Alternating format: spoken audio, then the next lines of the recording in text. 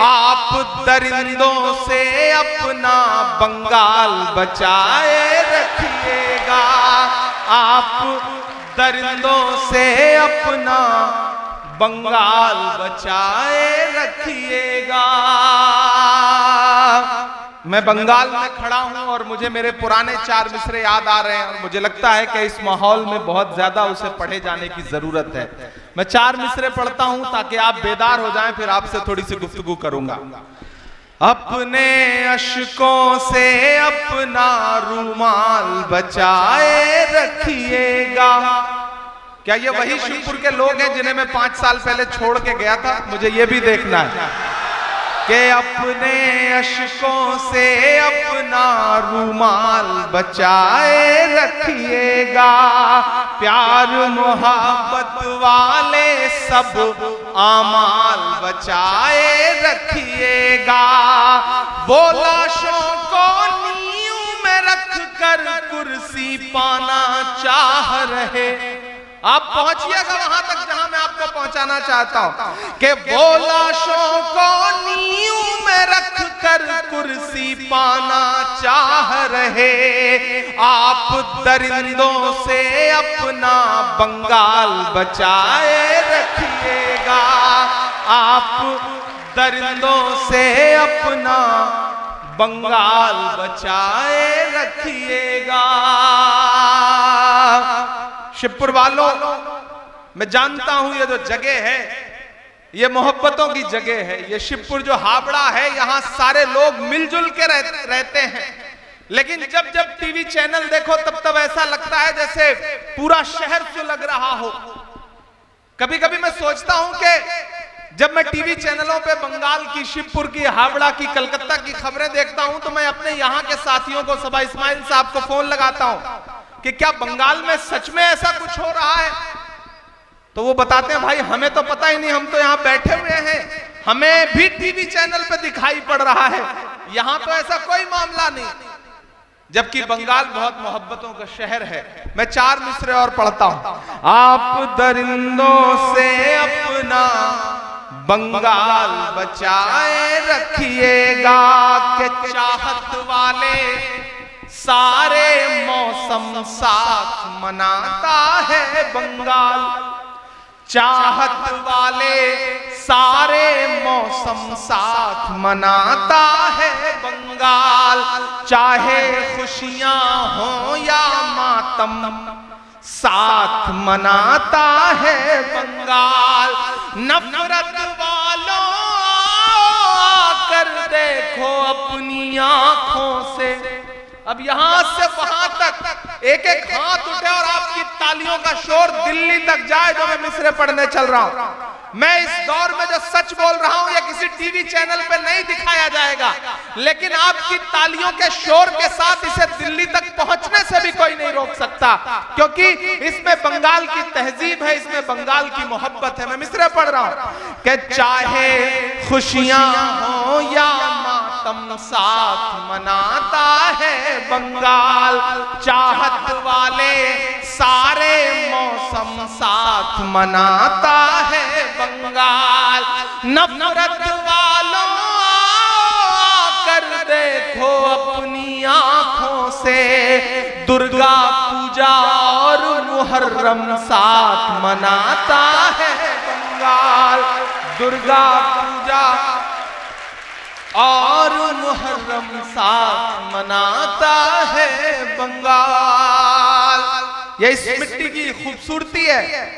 मैं 4 मिसरे और पढ़ता हूं जो इन दिनों हालिया सब कुछ चल रहा है। बेटियों के खिलाफ कहीं भी जुल्म हो, हम सारे लोग जिस मजहब को मानने वाले हैं वो ये कहता है कि बेटियों की हिफाजत के लिए सर भी कटाना पड़े तो हम सारे लोग खड़े हैं। लेकिन बेटियों के नाम पे सियासत करने वाले जब सिलेक्टिव होते हैं तब मुझे लगता है एक शायर को बोलना चाहिए। मैं इस माइक पर सांसद बन के नहीं खड़ा हूं, मैं इस माइक पर एक शायर बन के खड़ा हूं। एक शायर बोल रहा है और अगर लगे कि सच्चे मिसरे हैं तो मुझे दुआ देना।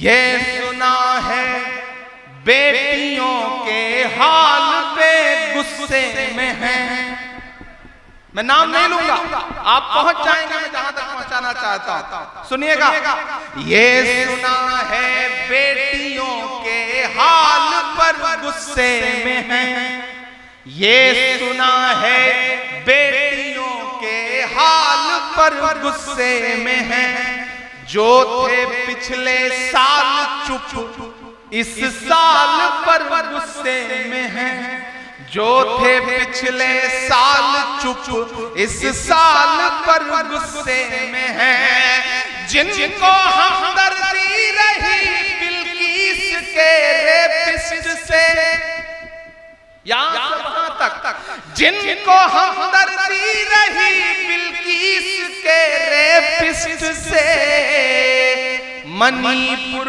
पर चुप थे और बंगाल पर गुस्से में है, मणिपुर पर चुप थे और बंगाल पर गुस्से में है। मुझे लगता है आपने कमजोर तालियों से सुना है, इसे समझ के नहीं सुना है। मैं फिर से पढ़ता हूं कि ये सुना है बेटियों के हाल पर गुस्से में है, जो थे पिछले साल चुप इस साल पर गुस्से में है, जिनको हमदर्दी रही बिल्किस के रेपिस्ट से, हाथरस पर चुप थे पर बंगाल पर गुस्से में है, मणिपुर पर चुप थे पर बंगाल पर गुस्से में है। एक समाज के तौर पर, एक सोसाइटी के तौर पर आज इस तालीमी बेदारी के प्रोग्राम में, चूंकि आज टीचर्स डे है, हम अहद करते हैं, हम सारे लोग, हम तमाम भाई, हम किसी बहन के भाई हैं, हम किसी बेटी के बाप हैं, हम किसी मां के बेटे हैं, हम अहद करते हैं कि आने वाले वक्त में कहीं भी कभी भी बेटियों के खिलाफ रत्ती भर भी कोई जुल्म देखेंगे तो सबसे पहले वो चाहे किसी की बहन बेटी हो, हम अपना सीना तान के आगे खड़े हो जाएंगे उसकी हिफाजत के लिए। ये अहद करते हैं हम सारे लोग। शिवपुर वालों, आपकी मोहब्बत को सलाम। मैंने देखा है इस प्रोग्राम में पिछले सालों में अपने हाथों से न जाने कितने ऐसे बच्चों को प्राइज डिस्ट्रीब्यूट किया है, जिन बच्चों ने इस एतराफ में अच्छे नंबर लाके, अच्छे मार्क्स ला करके अपने माँ बाप का, अपने इलाके का, अपने वार्ड का नाम रोशन किया है। यहाँ शमीमा बानो जो एक्स काउंसलर हैं वो तशरीफ फरमा है मेरा ख्याल है, लेकिन यहां खड़ा होकर मेरा दिल कर रहा है कि मैं ये 4 मिसरे पढ़ दूं कि दायरे में सिमट के आएगा। ऐसे काम नहीं चलेगा। देखो मैं इतना पसीने में खड़ा हूं, यहाँ आते हैं तो पसीना बहुत निकलता है, ऐसा लगता है जैसे इतनी एनर्जी है इस जगह पर, इतना फायर है इस जगह पर कि आप बैठो तो आप सुकून से बहुत सॉफ्ट बैठ नहीं सकते, क्योंकि आप यहाँ पे मौजूद हैं हजारों की तादाद में खड़े हुए। तब मुझे लग रहा है वो किसी का शेर है कि नया पाने की चाहत में पुराना छूट जाता है, तुझे अपनाऊं तो मुझसे जमाना रूठ जाता है। मोहब्बत पढ़ने लिखने में बहुत आसान है, लेकिन मोहब्बत को निभाने में पसीना छूट जाता है। आप मेरी मोहब्बत में खड़े हैं, मैं आपकी मोहब्बत में खड़ा हूं। नहीं रहने दो।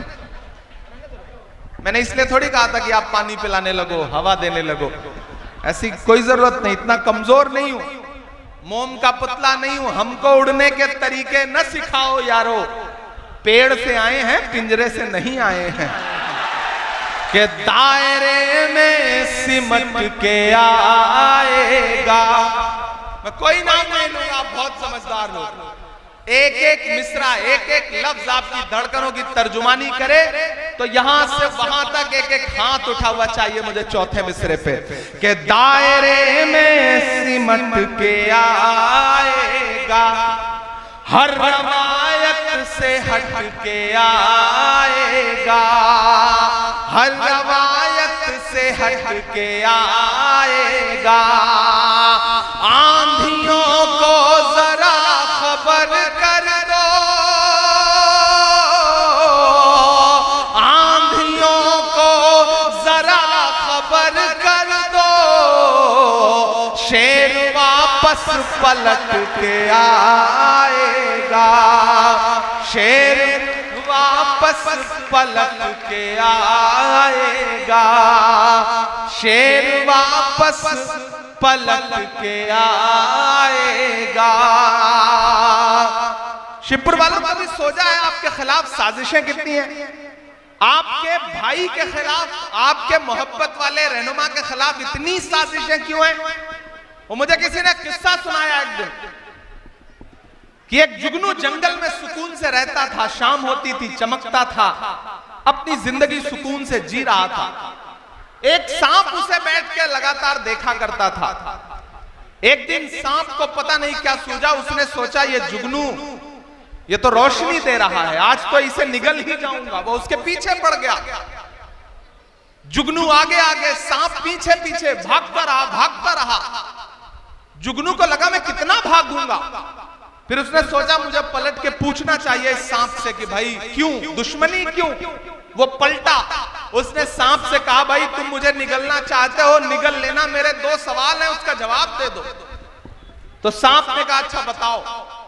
तो जुगनू ने कहा ये बताओ तुम जिस तरह की चीजें खाते हो क्या मैं उसमें आता हूं? तो सांप ने कहा नहीं।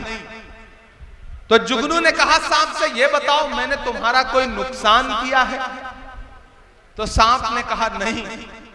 तो जुगनू ने कहा कि जब मैं तुम्हारी पसंदीदा खाने वाली चीज भी नहीं हूं, मैंने तुम्हारा कोई नुकसान भी नहीं किया है, तो तुम मुझे मारना क्यों चाहते हो? सांप के जवाब पे यहां से वहां तक आपकी तालियां बजे। सांप ने कहा मैं तुम्हें इसलिए मारना चाहता हूं क्योंकि तुम चमकते बहुत ज्यादा हो।